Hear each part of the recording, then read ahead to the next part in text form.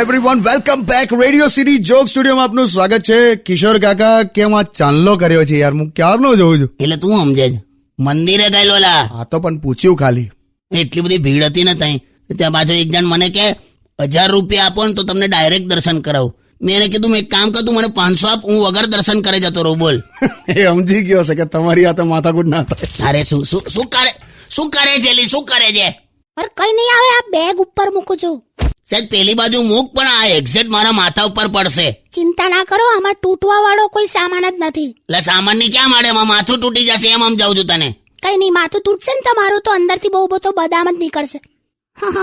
નથી, વેલ્યુ જ નથી મારી. મરી જઈશ ને પછી જ તને વેલ્યુ થશે. શું બોલો છો? એ હું મરી જઉં તો તું શું કરે? ઇન્સ્યોરન્સ કંપની વાળાને ફોન કરું, બીજું શું કરું? જોયું આખું બધું તું વિચારીને જ રાખ્યું છે તે. અરે મસ્તી કરું છું બાબા, તમને કઈ નહીં થવાતું. Okay, I love you. પડી જો એની માને પડી, કીધેલું ને તને. Sorry boss. યાર